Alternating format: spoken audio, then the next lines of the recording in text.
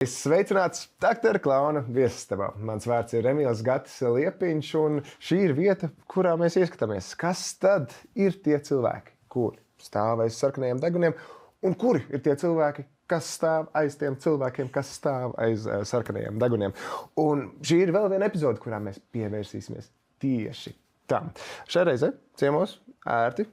Ļoti ērti, paldies jums, ir ļoti ērti, buduāra dīvāniņa. Ērti, tātad uz mūsu melnā dīvāniņa iekārtojusies Inese Šoļžanoka, certificēta geštalterapeita un Latvijas geštalterapijas apvienības biedrības Dakteris Klauns, viena no psiholoģiem. Jā, prieks. Noskaidrojam, kā ērts. Ērts. Tā, ka pilnīgi gribās. Tu sajūt, ka tu ieslīgsti viņā iekšā, tā kā jā. Inese, uzreiz ķersimies pie lietas. Kāpēc cilvēki vēlas palīdzēt citiem? Jūs ļoti labs cilvēks, kam šo jautājumu uzdot. Kāpēc cilvēki vēlās doties uz slimnīcu pie svešām sāpēm? Kas aiz tā psiholoģiski stāv? Tur tie iemesli ir dažādi. Cilvēki nāk no dažādām dzīves pieredzēm, bet tā viena no lietām ir jēga. Bieži vien šie cilvēki, tie, kas strādā, viņiem ir pašiem jau citas profesijas, viņiem ir daudzas citas lietas, ar kurām viņi nodarbojas dzīvē. Iedomājies, piemēram, grāmatvedis, brīnišķīga, ļoti svarīga profesija, bet vienlaikus tur aprēķini kaut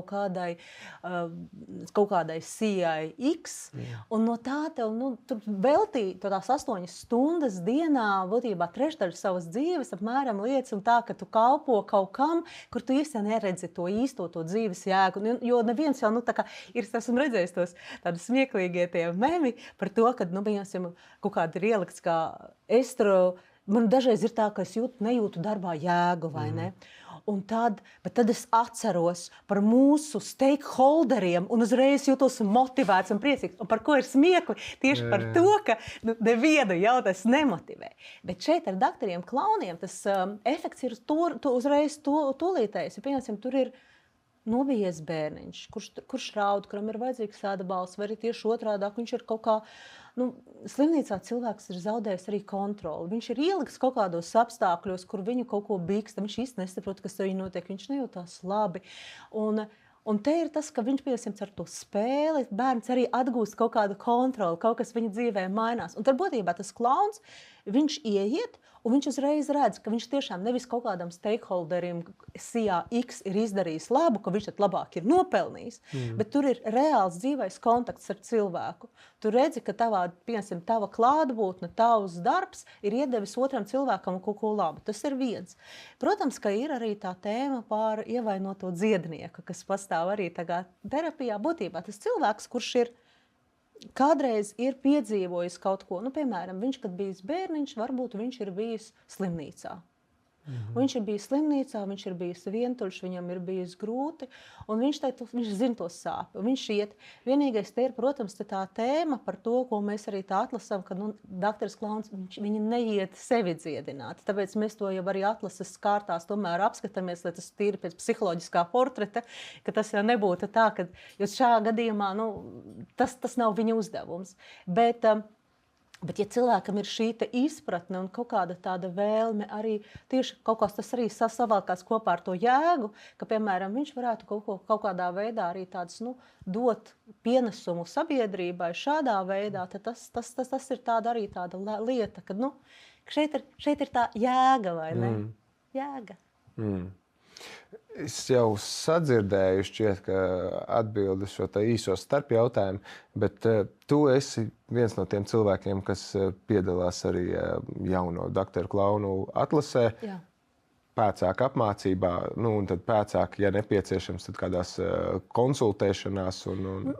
Supervīzijas notiek regulāri. Mēs vadām reizi mēnesī diezgan garas supervīzijas, kurās mēs pārunājam dažādas jautājumus, kas rodās dakteru klaunu dzīvē, darbā, un kādā veidā, piemēram, tos labāk risināt. Plus arī kaut kādas arī apmācības, gan apmācība procesā vispārībā kopumā, tad, kad viņi ir notiek tā dakteru klaunu skola. Bet arī papildus arī mums ir supervīzija, un supervīzija laikā mums arī ir kaut kāds tāds fragments, arī, kur mēs, piemēram, ir kaut kādas apmācības par kaut kādām konkrētām tēmām. Līdz apmācībām mēs vēl nonāksim, bet tad par to atlasi paturpināsim. Brīnišķīgi. Es šobrīd statistiku novelku no kaut kurienes. Varētu būt, ka tie ir 70, varētu būt, ka 80, varētu būt, ka 90. Diemžēl varētu būt, ka arī vairāk procentu pasaulē savā darbā līdz galam to jēgu varbūt neatrod, nesaskat un dodās uz savu darbu, tāpēc, ka ir nepieciešami līdzekļi jumtam virs galvas un ēdienam šķīvī.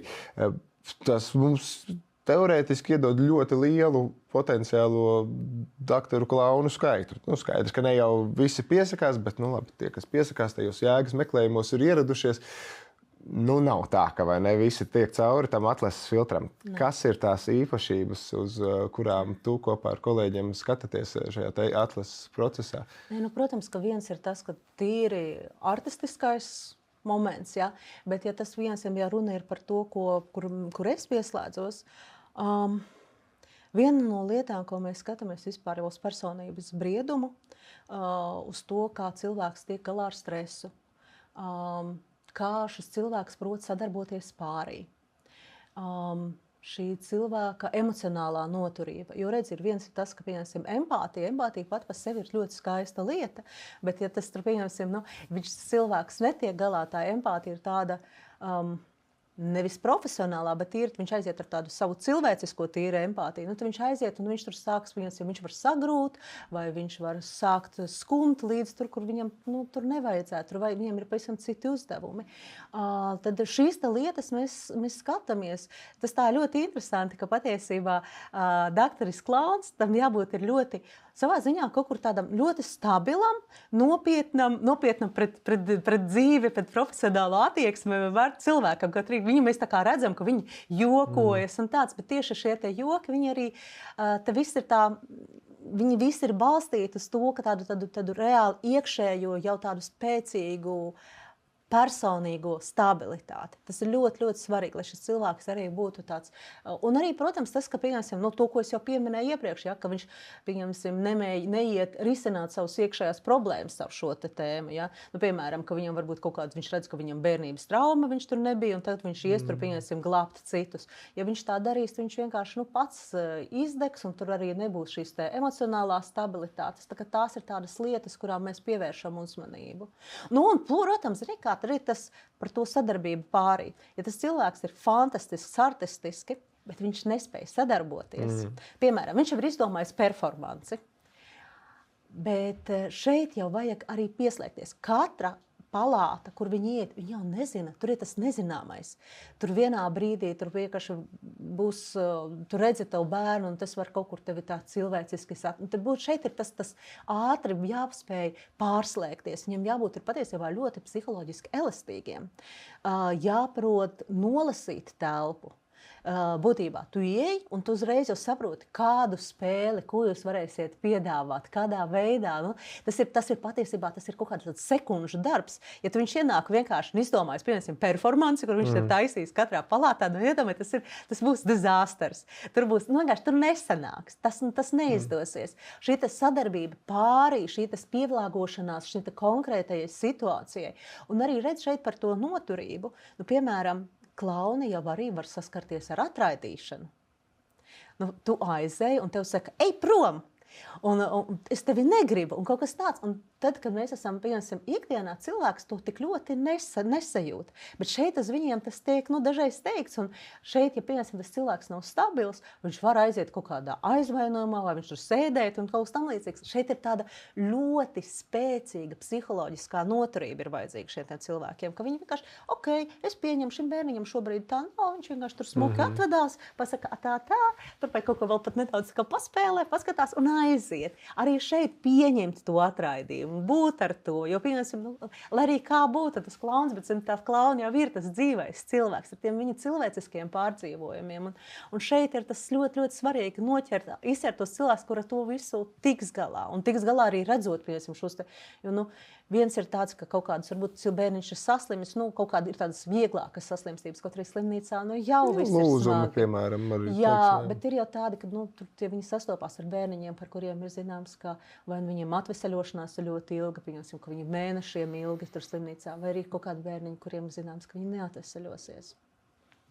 Un būt ar šiem te bērniem, un būt un nest prieku arī šiem bērniem, atbalstīt šos bērnus, tie ir cilvēciski, tas nav viegli. Protams, ka šeit ir supervīzija nāk palīgā, ja? Bet šeit, ja viņiem nav tās stabilitātes, tā psiholoģiskā brieduma, viņi to vienkārši nevarētu izturēt, viņi salūstu.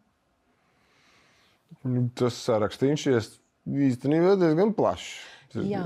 Empātija, psiholoģiskā noturība, reizē elastība, improvizācijas prasmes, droši vien, ka sadarbības prasmes, droši vien, ka harizmu arī var pieķert klāt. Jā. Kā tu teiktu, ja būtu jāuztais tāds saraksts, sarindojums, vērtēšanas skala nozīmīguma ziņā, kuras no šīm lietām ir iemācāmas vai apgūstamas laika gaitā, un kurām lietām tomēr vai tas ir iedzimts vai nav iedzimts. Paldies par tavu labo nodomu, paldies par tavu labo gribu, bet šis nebūs. Jā. Zini, kā tāda tīri, tāda cilvēciska kaut kāda tāda iejūtība un to, kā mēs pamatā ir gandrīz visiem, pieņemsim kaut vai tas, kā tas parādās. Pieņemsim, kāds iegriež pirkstā un mums uzreiz, ka mēs to redzam, tā kā savalkamies. Ja? Tas jau ir kaut kas, kas mūsos it kā ir. Protams, ir arī tāda cilvēka daļa, kuriem tas nepiemīt. Viņi nemāk, bet lielākā daļa, pieņemsim, mēs mākam nolasīt, ka kāds cilvēks ir skumjš, ka viņš ir priecīgs, ka viņš ir dusmīgs. Tās lietas mēs mākam. To, ko mēs varam iemācīties, ir tādu dziļāku izpratni par to. Piemēram, mums ir vesels segments apmācībās par emocijām. Jo tās ir ļoti svarīgas, jo būtībā šeit viņi sastopās. Protams, arī, un mēs iemācāmies arī izprast tos bērnus. Viņi katrā vecuma periodā šiem bērniem ir pavisam citas vajadzības, citas vēlmes un citas spēles. Un kādā veidā viņi strādā. Plus vēl jāņem vērā, ka tiem bērniem ir dažādi temperamenta tipi, kuriem vēl tas jāpielāgo. Tā kā tur ir ļoti, ļoti, ļoti daudz, ar ko tur spēlēties. Bet to, ko mēs varam iemācīties, piemēram, emocijas kā tādas, mēs it kā viņas zinām, bet bieži vien, ja mēs neesam ar to strādājuši, mēs viņus palaidām garām. Bet katra emocija reāli, tas ir signāls. Tas ir signāls par kaut kādu mūsu iekšējo stāvokli un par mūsu vajadzību. Un tad ir tā, liela daļa cilvēku it kā viņi zina, bet viņas neapzinās. To, ko mēs mācām klauniem, pamanīt šīs lietas un ieiet. Jo, piemēram, redzi, tas tā kā mašīnā. Ir tādi cilvēki, kuriem sāk kaut kas mirkšķināt, ja? Un viņi gadiem var braukt un nelabot to lietu. Un tas būs slikti mašīnītei, ja? Tas var slikti beigties. Bet tas pats jau arī ir emocijām. Katra emocija mums par kaut ko vēsta.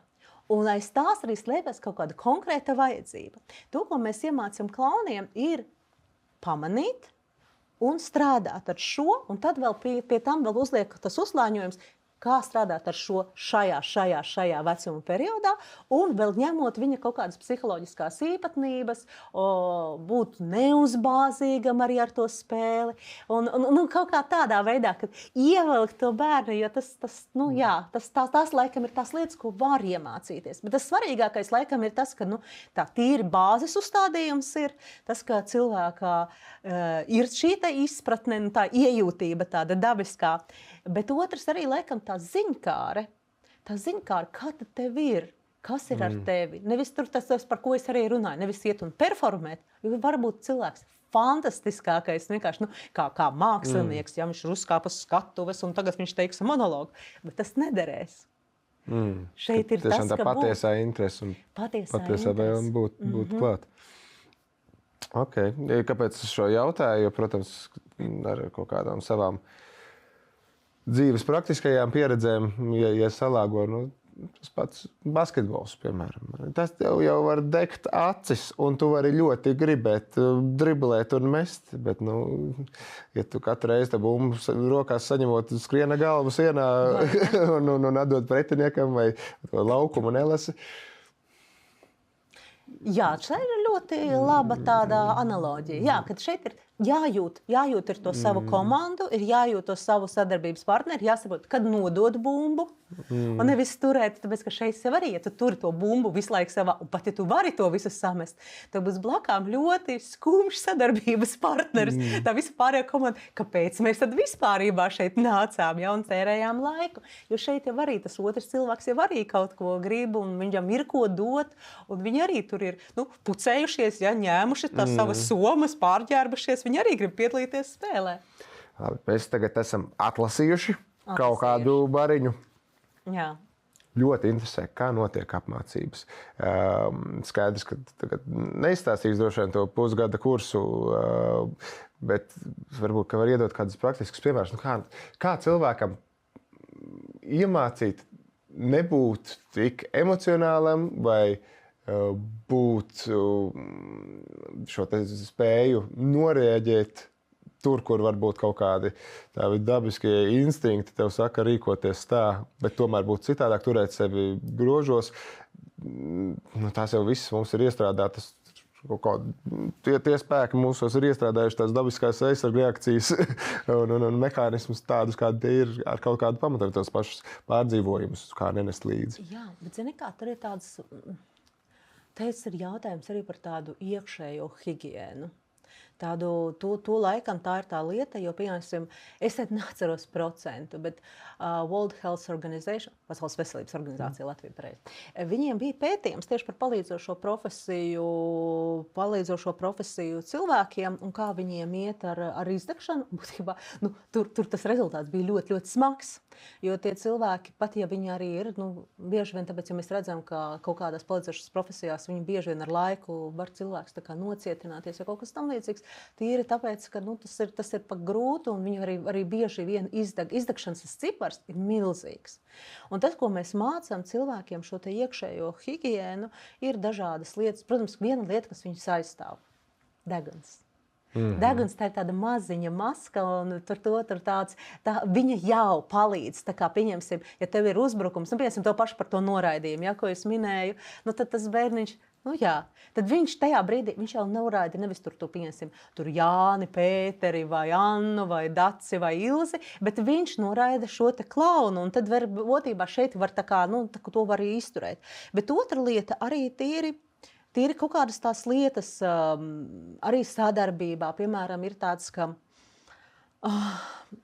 ir bijis viens tāds pētījums, ka, piemēram, darbā vieglāk ir neizdegt tad, ja mēs tās lietas, kas ir sarežģītas pēc darba sesijas, pēc darba kaut kāda cēliena, mēs pārnēm kolēģi. Kad nevis tā kā paliekam, un bieži vien tas ir ļoti interesants, ka mums sabiedrībā lielajai daļai ir pārliecība, ka visāpā es uz darbu neeju draudzēties. Bet te nav pat par tādu tā kā draudzēšanos, kaut arī man ir jautājums, kāpēc ne? Tāpēc, ka darbā mēs pārvadām patiesībā trešdaļu savas dienas. Trešdaļu mēs guļam, trešdaļu mēs pavadām darbā. Ja mums ir draudzīgas attiecības, mums tas darbs paiet daudz vieglāk, pozitīvāk, ar lielāku pieskatu. Bet tad, kad pieņemsim, jo tur var būt daudz kas. Tajā iziešanā vienkārši viņas var saskarties ar kaut kādu problēmu. Piemēram, es nezinu, kaut kas notreguroja. Viņš it kā nofeikoja, bet viņš, nevis nofeikoja, bet viņš, piemēram, savācās, jā, bet viņam bija grūti. Un tad šis te padara to visu tādu autentiskāku. Un šis cilvēks, viņš var pateikt, klausies, man šitajā brīdī palika ļoti, ļoti grūti. Viņi var par to runāt. Viņš var runāt par tām savām reāli atpazīt, savas emocijas, tās iznest, atklāt, saņemt atbalstu. Tas atbalsts nenozīmē, ka viņiem tagad uzreiz ir, tur, saņemies, mēs arī mācam arī viņus kā vienam otru atbalstīt. Bet tās ir tās lietas, tā ir viena tāda lieta, kas palīdz viņam iziet. Viņi tā kā noņem degunu, viņi jau iziet, bet tad viņi vēl izrunā, un tad, protams, katram klaunam arī ir savi kaut kādi tādi rituāli, kurus nezinu, vai tur pieņemsim kaut kādu savu mūziku, ko viņi klausās, pirms viņi atgriežās vēl mājās, kas viņam palīdz sazemēties un atgriezties pie sava privātā, vai arī, es nezinu, kādam kaut kas dodas pastaigā. Būtībā, lai viņi varētu no punkta A līdz punktam B aiziet, kad te viņi bija klauns, un te viņi atkal ir pie sevis. Tādas tās lietas. Protams, tās apmācībās to, ko es jau teicu arī par emocijām, par tīri bērnu psiholoģijas īpatnībām, dažādos vecuma periodu posmos, par Par temperamenta tipiem. Un viena lieta ir tas, ka mēs ne tikai dodam viņiem tādas tā kā zināšanas, tīri tādas, nu, tā kā lekcija, jo lekcija notiek, bet mēs arī ļoti daudz izmantojam tādas praktiskas lietas, jo būtībā tad, kad mēs klausamies, nu, tas ļoti maz, kas paliek. Nu, ja mēs vienkārši tikai noklausamies lekciju, ļoti maz paliek mūsu atmiņā. Bet ja viņi praktiski to izdzīvo, piemēram, mēs uzdodam ļoti praktiskus uzdevumus par to tēmu, tad tas, protams, tā kā, nu, tiek apstrādāts un uzreiz tā kā nedaudz tā kā vairāk iesūkts, vairāk absorbējās šīs zināšanas tieši caur praktisku darbu. Kā ir mēdz kaut kur ar internetos parādīties kādi šie te, vai tas ir, nu labi, nepievērsīsimies horoskopiem, bet vienkārši psiholoģiskajiem tipiem. Un tad to izlasi, to aprakstiņu, un tad domāju, nu jā, tas tā kā pa mani it kā ir, bet nevar jau būt tā, ka mēs esam visi īstenībā tik vienkāršas būtnes, kas esam saliekami tajās kārbiņās. Tas ir tāds un rīkosies tā, un tas tiešām principā ir tādas gan grāmatu zināšanas, ka aiz mums visiem stāv tādas vienkāršas un zinātājiem ātri un salīdzinoši elementāri nolasāmas patiesības. Nu, kaut kādas bāzes lietas, jā, bet, protams, ir kā, man liekas, ka nevaram mēs cilvēku simplificēt. Katrs cilvēks tā ir tāda vesela pasaule, kuru viņš pats vēl nav atklājis, kur vēl cilvēks no malas. Bet ir kaut kādas pamatlietas, pēc kurām tu vari noteikt. Nu, piemēram, kaut kā tas temperamenta tips. Ir tie, kas ir ekstraverti, un ir tie, kas ir introverti. Un viņiem jau pieeja un attieksme un intereses būs nedaudz citādāks. Es domāju, tieši komunikācijā. Un to jau apmēram pēc kaut kādām lietām var noteikt. Un arī šie ekstraverti, viņi arī sadalās, jo tas sangviniķos un holēriķos, un viņi arī ir diezgan dažādi. Viņiem daudz kas pārklājas, bet tāpat laikā daudz kas arī ir nedaudz tāds citādāks. Ja? Tāpat tās arī, piemēram, flegmatiķis un melanholiķis, viņi arī ir pavisam citādāki. Tā kā šeit, ja, piemēram, šīs te bāzes lietas, jo mēs viņus varam ielikt kaut vai nedaudz, jo viņiem jau sākumā, viņi ienāk palātā, kuru viņi nezina. Ir, protams, ja bērniņš ir ilgāku laiku bijis, tad viņiem veidojas savā ziņā kaut kādas tādas tā kā attiecības. Viņiem ir stāsts, viņi, piemēram, ir bijis piedzīvojums, viņi tur, es nezinu, tur tas bērns ir bijis kaut kāds, tur, es nezinu, supervaronis, vai arī viņi tur kaut ko pārvarējuši vai kaut ko izdarījuši. Viņiem bija tā spēles pieredze, viņi to bērniņu mazliet jau atpazīst, un tad viņi var viņam vēl labāk pielāgoties un tā.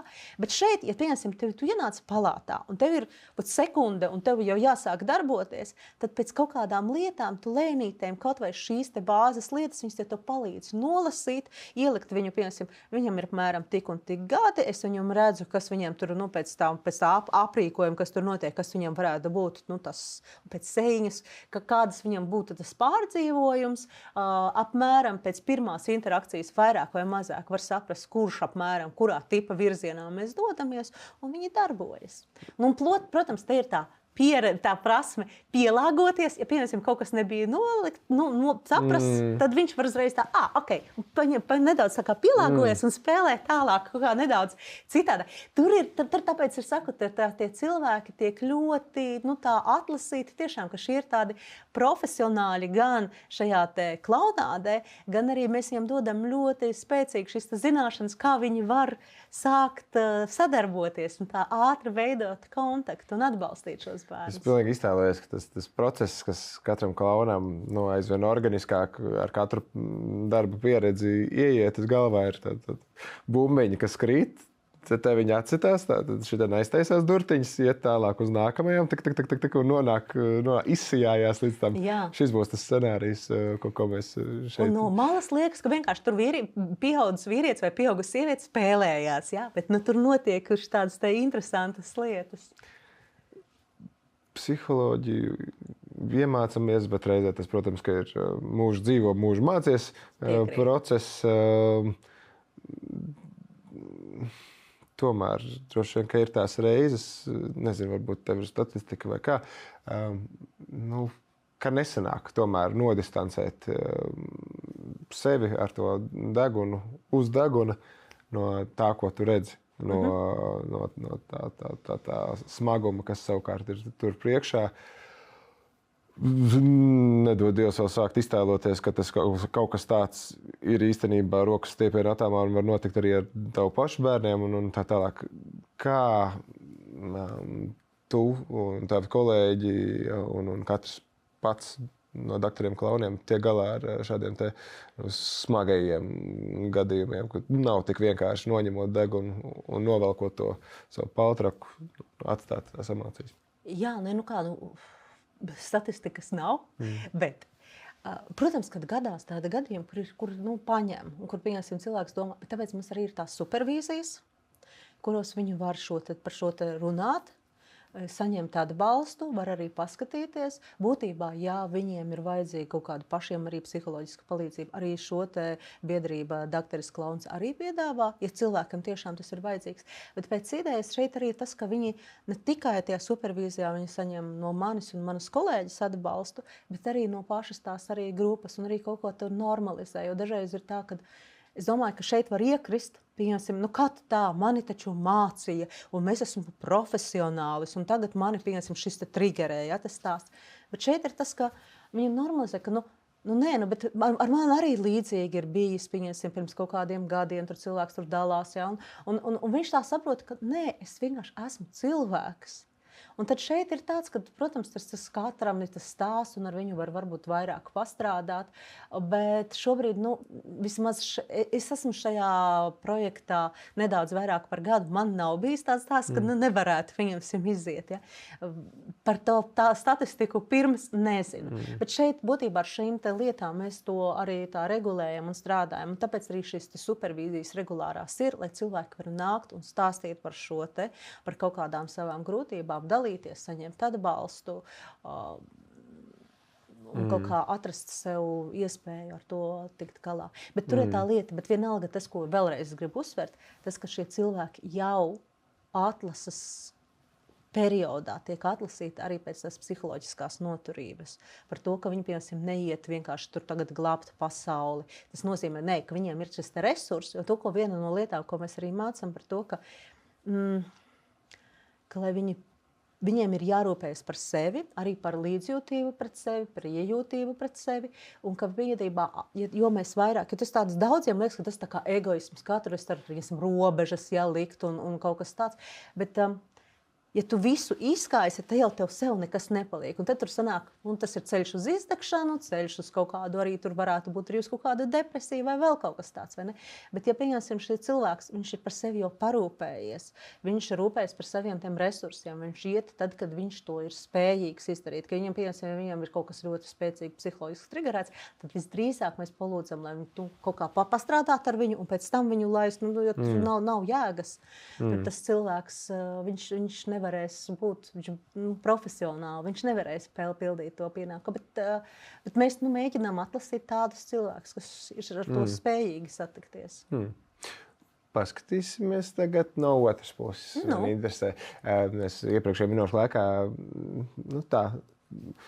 ļoti noreducējot, runājam gan daudz par došanu, sava laika došanu, savu emociju atdošanu, cerības došanu, viegluma došanu. Kā ir ar pretī saņemšanu? Vai darbs par doktoru Klaunu no psiholoģiskā viedokļa var būt terapeitisks arī pašam darītājam, vai arī darītājs var kaut ko saņemt? Zini kā? Tas pavisam noteikti mēs gribam tā, lai tas cilvēks neiet tāpēc, lai viņš tur, piemēram, apārstētos ar bērniem. Ja? Bet tādus mēs tā kā mēģinām atsijāt, bet tīri terapeitiski blakus efekts noteikti ir. Pirmkārt, paskaties, mēs jau ikdienā kaut kādā veidā dzīvojam mazliet burbulī. Šeit tu ikdienā sastopies ar ļoti, ļoti dažādiem cilvēkiem, ļoti plašu emociju spektru. Tu pats ar sevi strādā, tu arī viņi paši sevi vairāk iepazīst. Viņi saprot, kas viņus, piemēram, vairāk triggerē. Viņi ar šīm lietām paši strādā. Es domāju, tā ir tāda, man liekas, tāda ļoti, ļoti svarīga lieta, jo bieži vien cilvēki dzīvo dzīvi, sevi tā līdz galam neiepazīstot. Un šis te varētu būt tas terapeitiskais. Jo skaties, tas pats, ko es te runāju par to mašīnu, tad tu pēkšņi arī sāc pamanīt daudzas lietas, pieņemsim sevi. Varbūt tev tur kaut kas tāds, kaut kas aizdomājies, kaut ko sāc un mainās tā dzīve. Tā varētu būt tā lieta. Bet, protams, šeit neviens cilvēks nenāk tāpēc, lai viņš saņemtu terapiju. Par to tad tur jāiet pie speciālista un jārunā. Bet blakus efekts, protams, ir. Tāds, to, ko es arī teicu, pieņemsim arī to jēgas sajūtu, kad tu pieņemsim, ka tu dari kaut ko, bet to arī dod tā resursa, kas tev ir.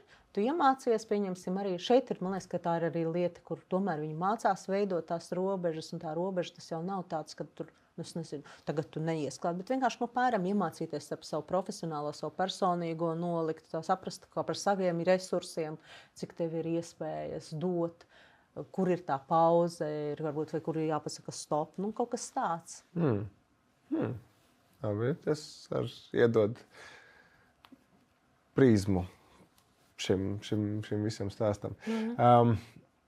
Gan varbūt, es negribētu to saukt par stereotipu un aizspriedumu. Tad drīzāk tāds varbūt tāda pirmā doma, kas iešaujās prātā, tad, kad kāds izdzird par doktoru Klaunu. Varbūt, ka kaut kur nedaudz varētu rādīt ar pirkstu reklāmas virzienā, jo tur bērni figurē un dominē vairāk.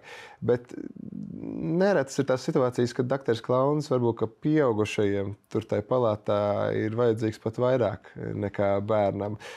Gan vecākam, šādi tad arī medpersonālam. Kā Klauns kļūst par to emocionālu atbalstu lielajam un it kā tajā brīdī neslimajam? Es domāju, tur daudz lietas, bet vienkārši kaut vai tas, ka piemēram, ka vecāks ir pārņemts, kas tas var būt? Tas var būt ļoti sāpīgi, ka pat nevis pašam sāp, bet tam bērnam. Viņš ir tas svarīgākais, tas cilvēks, ko tu esi ievedis pasaulē, un viņam tagad ir grūti. Un tas vecāks ir ļoti, ļoti pārņemts. Un šeit tas, ka tas bērns jau sāk smaidīt, tas uzreiz tā arī kaut kā tā nedaudz noņem to slodzi no vecāka, jo viņš ierauga to savu bērniņu, nevis viņa sāpes, bet to savu bērniņu un būt kaut kā ar viņu. Un tas tāds mazliet tur ir. Arī tas, ka māma, piemēram, ir, es tad iedomājos māma, bet varētu jau arī būt tētis, ka viņš ir blakām, viņš ir piekusis. Un arī, zin kā, pats prieks jau ir terapeitisks. Prieks kā tāds. Un piemēram, pats Adams, tas doktora klauna, medicīniskās klaunādes veidotājs, viņš arī teica, ka smiekli dziedina. Un, protams, ka no vienas puses mēs tā varam teikt, ka smiekli tā ir tā, psihoterapijā mēs uzskatām, ka kaut kur varētu būt tāds nedaudz defleksija, ka, piemēram, mēs gribam aiziet no kaut kādas tēmas, mēs tur aizejam. Bet reāli, piemēram, ir kaut kādas tīri medicīniskās klaunādes sakarā, te ir tas, ka, pieņemsim, smiekli palīdz atgūt kontroli, palīdz iziet no bezizējas. Jo, piemēram, tad, kad tu esi tajā slimnīcā, tur tiešām, to, ko es jau minēju, tev nav lielas kontrolas. Tev tur ir kaut kas nosaka, kur tev būs jāiet, kad tev būs jāiet. Dažreiz tu nesaproti, kas ar tevi notiek, tev kaut kādas analīzes, kaut ko špricē. Kas? Tu nevari aiziet no turienes, tev nepatīk. Un tas ļoti daudz ir tā sajūta. Tad, kad mēs smejamies, mēs tā kā nedaudz atgriežamies atpakaļ pie sevis, pie savas tādas arī veselās, kur patiesībā mūsos ir. Mēs aizējām no tā, ka patiesībā mūsu identitāte nav mūsu slimība, bet mēs atgriežamies arī pie sevis. Un šis te arī caur šo te viņš šis vecāks arī var atgriezties pie sevis. Un kaut kā tā. Ko tu teiksi tiem, kas kādam palīdz klauns pasmieties un to smaidu izsaukt, kādam vienkārši kaut kādās pēkšņās stresa situācijās ar tā aizsargu mehānismus ieslēdzās un viņš sāk tam pieiet ar joku. Ko tu teiksi tiem, kas uz šiem gadījumiem skatās un saka, jā, bet tu jau, draudziņ, nepieeji nopietni, tev varbūt, ka tu smejies un āksties un tā tālāk, bet kur ir nopietna kaite, nopietna problēma un tu tā kā centies to ignorēt vai kā citādāk, jā, tam pieiet nenopietni. Zini kā, mums jau arī tā, ka Piemēram, ka mums ir slikti, mums ir iekšā tas iekšējais jau spars, viņš jau mūs arī atbalsta mūsu to atveseļošanās procesu. Piemēram, ja mēs esam jau tādi, iegājuši depresijā, tas jau visu mūsu tas ķermenis arī tāds nedaudz sāk tā kā atslābt, un mēs tā kā kaut kur tā kā padošanās. Tad, ja mūs ieslēdz, piemēram, tad, kad tu smejies, tu nebaidies. Nevari smieties un baidīties vienlaikus. Vienīgais ir tas kaut kāds izmisuma, kaut kāda smiekli. Bet, ja tu pieņemsim tas, tu esi atslēdzies, tu esi atkal atpakaļ jau pie sevis. Tev parādās kaut kāds tas tāds. Es domāju, ka man ir jautājums drīzāk, kāpēc šie cilvēki varētu šo te jautāt un ko viņi gribētu ar to panākt. Bet nē, es domāju, ka šīs te ir tāds. Šie cilvēki patiesībā ir ļoti nopietni savā pieejā. Es domāju, tādā ziņā, ka viņi ir profesionāli gatavojušies. Viņiem ir aizmugurē, to, ko redz cilvēki. Tur vienkārši cilvēki tādos interesantos kostīmos un kaut ko tur darās, kaut ko spēlēs. Bet to, ko cilvēki neredz. Viņi ļoti daudz pie tā strādā. Tur ir disciplīna, ir vajadzīga atrast, pieņemsim, savā tajā 24 stundās. Viņiem ir darbs, viņiem ir ģimenes, bet viņiem ir arī šis brīvprātīgais darbs būtībā, kurā viņi iet un viņi dara. Viņi apmeklē meistarklases, dažādas apmācības, iet uz supervīzijām. Tās supervīzijas nav īsas patiesībā, un tā paņem pussestdienu gandrīz vai ne, bet lielu daļu. Un šie cilvēki, viņi gatavojas. Viņa kaut kādas tās rīcības, viņas nav nejaušas, viņas ir apzinātas, viņas ir mērķiecīgi veiktas, apzinoties, mazliet profilējot to cilvēku, ar kuru notiek šī interakcija. Tā kā šis ko viņi dara, tas nepavisam nav nejauša darbība, nav vienkārši kaut kāda muļķošanās. Jo, man liekas, tas varbūt cilvēkus varētu būt tā, ka viena no lietām, kas mūs visvairāk varētu aizvainot, tad, kad mums ir, piemēram, grūti, ka mēs esam skumji, tad mums pasaka, saņemies vai būs taču labi. Tas nepalīdz. Bet šeit viņi sniedz atbalstu. Tas jau arī, kad, pieņemsim, doktori klauni, viņi jau nav tikai par pieņemsim, kaut kādu tur smiešanos. Viņi dažreiz var vienkārši pabūt kopā, arī tad, kad ir kaut kāda vientulība vai ne, viņā ieiet. Tur ir niansēti. Protams, tāds smiešanās tā ir viena lieta, bet viņi jau dažādā veidā vienkārši palīdz tam bērniņam. Ir kāds bērniņš ļoti tāds mierīgs un sabijies un bailīgs.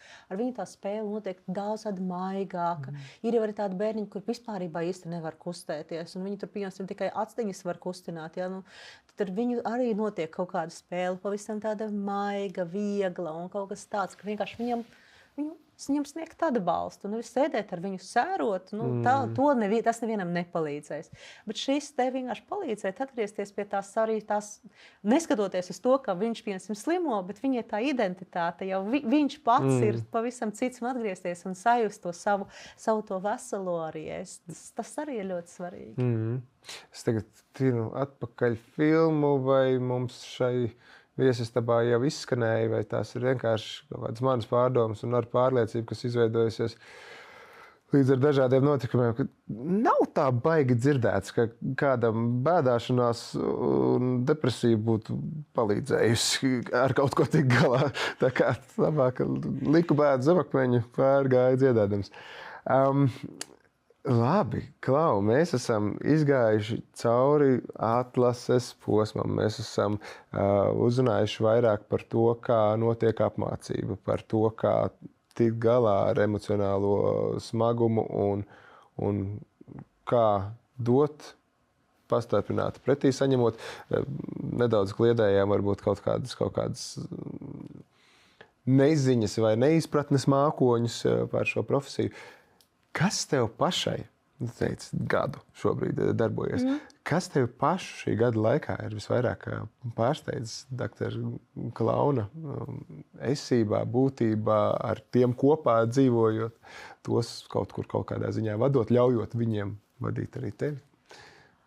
Zini kā, man tā pirmā tāda sajūta bija tāds, kad es aiziešu un arī, ka būs tur tas dzīvespriecīgais bariņš, kas tā ir taisnība. Viņi tiešām, viņam ir ļoti daudz enerģijas, entuziasma, viņos prieka ir ļoti daudz, bet tas arī tiešām par to, cik liels ir šis te aiz šīs te prieka ir arī ļoti daudz tā brieduma un ļoti daudz tādas nopietnības. Tas paradoxālais, ka jābūt ir tādam, bet es domāju, nopietnas nevis tā kā. Bet tas briedums, drīzāk laikam tas cilvēciskais briedums, aiz kura tur ir, piemēram, un tā gatavība, šī te sagatavotība, kuru top gadiem, tur, piemēram, tas jau nenotiek, protams, tā apmācības viņas iet gadu, bet pēc idejas tas apmācību process, viņš ir kontinuitāte, viņi visu laiku norit. Viņi visu laiku tiek iziet tas jaunas apmācības, un arī tur tās, tā kā viņi visu laiku pie šī te strādā, tas, kas manī tā arī pārsteidza par to, ka tas, kas liekas no malas tāds viegls, patiesībā, cik tur tie cilvēki ir ieguldījuši daudz enerģijas, cik daudz ir izdarīts, cik viņi daudz laika tam velta. Tas manī izraisa tādu ļoti lielu abrīnu un cieņu. Un vajadzētu pamatoti. Tādā ziņā arī man ar tām it kā nedaudzajām reizēm, krietni mazāk kontaktstundām nekā tev, bet tas ir tāds, kas wow. Tā kā katram iesaku šai brīdī, piemēram, piesako doktoram Klaunam Instagramā un redzēt nedaudz vairāk no tām aizkulisēm un ko tas viss satur.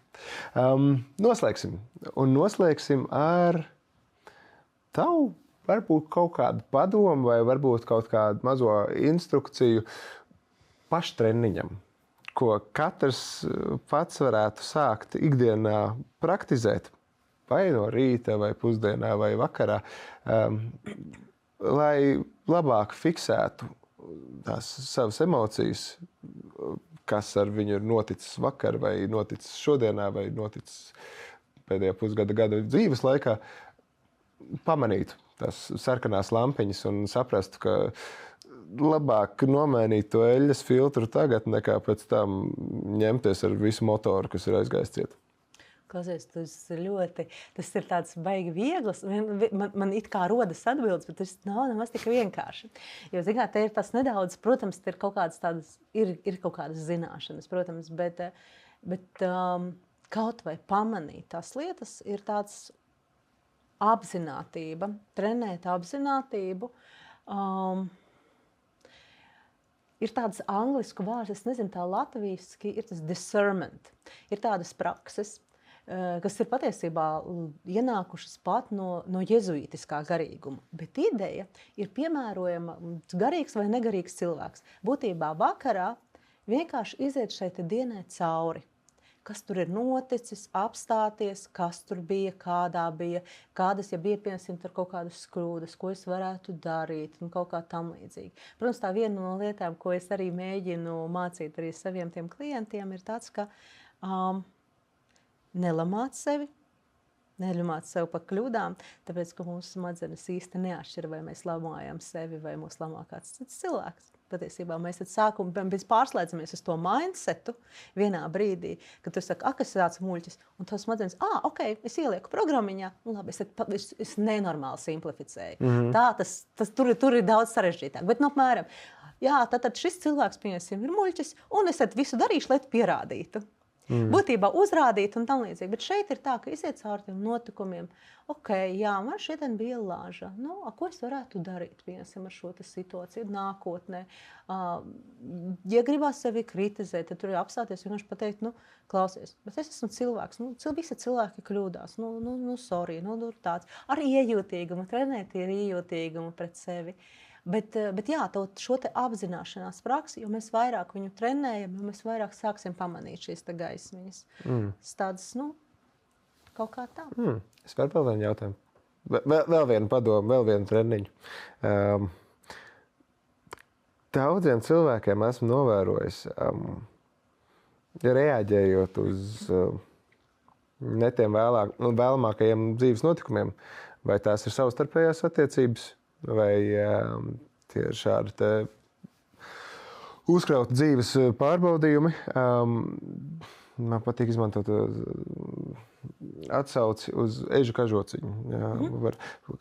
Mēs uzmetam virsū durstīgo un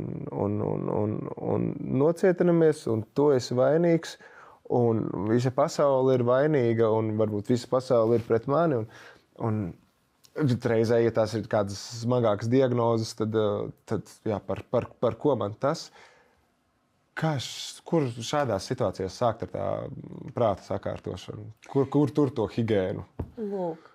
Un šeit ir, tas aizvainojums pret visu pasauli, tur ir ļoti grūti no turienes iziet, bet tāda viena lieta, viņa izklausās nenormāli banāli, bet es tev varu pateikt, es vienkārši, tā ir tāda lieta, par ko es esmu vienkārši iestājos, tā, ka pateicība. Es daudzi cilvēki, kas viņiem par to sāk runāt, viņi tā kā banalizē, viņi uzskata, ka tas ir tāds, kaut kas ļoti primitīvs. Tas ļoti maina tavu dzīves pieredzi un attieksmi, kad tu iemācies kļūt pateicīgs. Tas nenozīmē, es esmu pateicīgs, ka man notiek slikta lieta. Nē, bet tad, kad tu sāc pamanīt, jo būtībā tad, kad tu esi aizvainojumā, tad tur ir tāds mind shifts, ka es esmu tāds cilvēks, pret kuru izturās netaisnīgi. Es esmu cilvēks, kuram neveicas. Kaut kur tu tā kā mēģinot, bet patiesībā es esmu tāds cilvēks, pret kuru notiek netaisnības. Un ko tu no šīs pozīcijas vari īsti sasniegt? Būtībā tu tur sēdēsi savā žultī un vārīsies. Bet tad, kad tu nedaudz, tas tā kā palīdz iziet ārā. Es esmu, piemēram, ka mainās tas tā kā personības, tas tur ir būtībā, ka mēs uzliekam sev personību. Es esmu cilvēks, kuram neveicas. Es esmu cilvēks, pret kuru viss ir netaisni un tā tam tas būs būt. Jā, tā kā Evalds Valters tur bija teicis, tā tam būs būt. Bet, nē, tad šī pateicība viņam palīdz taisīt to nedaudz šiftu mūsu attieksmē. Es esmu cilvēks, ar kuru notiek labas lietas. Es esmu cilvēks, ar kuru notiek tādas lietas, ka es jūtu sevi sirdī pateicību. Jo pateicība tas nevis vienkārši, ka tu novēro kaut ko labu. Un tad bieži vien, kad es sāku strādāt ar klientiem, viņi nevar visā vai neko nosaukt. Es saku, labi, sāksim ar to. Saulīte spīdēja, tev bija patīkami, bija patīkami. Ok, šodien ierakstu saulīte spīdēja, bija patīkami. Es nezinu, redzēju smukas puķītes, tev bija priecīgi. Jā, sākam ar primitīvo. Pēc tam tie cilvēki sāka pamanīt, ka pieņemsim, man, piemēram, šodien kolēģi palīdzēja. Es biju pilnīgi tur izmisumā. Kad tu sāc pamanīt apkārt arī tās citas lietas, kas notiek, kuras mēs tā kā paņemam, kā pats par sevi saprotam. Bet tas nav pats par sevi saprotams. Kāds tu tiešām darīja? Mēs sākam pamanīt tās lietas, kuras tā kā virknēs, kā tādas pērlītes. Un beigās tur izveidojas milzīgs tāds gobelēns. Ka tas katrs tāds mazais, tas tā kā ir, bet beigās ir izveidojis skaista liela glezna, kas ir tikai tavējā. Katram ir pavisam cita pieredze. Tāpēc, ja tā viena lieta, piemēram, laimes izjūta ilgtermiņā nav iespējama bez tādas pateicības ikdienā. Tāpēc, jo mēs vairāk praktizējam šo pateicības praksi ikdienā, katru dienu, pamanīt, izvirzīt sev kā uzdevumu, vienkārši to, ko es vakarā varu pamanīt, par ko es varu pateikties, tas uzkrājās un pārvēršas par ikdienas jau to paradumu, un tu jau nevajag tev vairāk, jo tu praktizē tā, apzināti, bet vienkārši tu jau viņus sāc pamanīt. Tas smadzenes ātri jau ir aizgājušas to šiftu, ka viņi sāk pamanīt, jā, rekur šitais, rekur man tur palīdzēja, rekur man tas tur notika, te bija forša satikšanās, un tur visur iekšā klāt tā pateicības sajūta, un no pateicības sajūtas uzreiz tā, jā, ir forši, ir laimīgi. Te var uzreiz daudz rezumējumus no sava prāta šai brīdī izvilkt. Gan par to, ka vēlns slēpjas detaļās, bet arī dievišķi slēpjas detaļās. Katrs mēs varam kaut kādā veidā būt par laikapstākļiem virs savas galvas atbildīgi un vai ļaut tiem negaisa mākoņiem savilkties, vai ar to vienu saules staru aizvilkt tos mākoņus prom. Un tā tālāk un tā joprojām. Es domāju, ka šis ir labs brīdis, kad ļaut sagramot šo tev domu un ieteikumu katram pašam. Paldies, ka sāki jau atbildēt jautājumiem, kas man nemaz scenārijā nebija. Šai reizē pie mums ciemos doktora klauna viesistabā Inese Šuļžanoka, certificēta geštalterapeita Latvijas Geštalterapijas apvienības biedrības doktors klauns, viena no psiholoģiem. Paldies liels, ka atradi laiku būt šeit, būt uz melnā dīvāniņa. Ceru, ka joprojām tikpat ērti kā sarunas sākumā. Lieliski. Un paldies arī tev, ka tikpat ērti iekārtojies. Gribētu domāt, ka tepat uz mūsu melnajiem dīvāniņiem. Ar to arī šī doktora klauna viesistabas epizode noslēdzās. Bet labā ziņa, ka tiksimies jau pēc nedēļas nākamajā. Visu labu!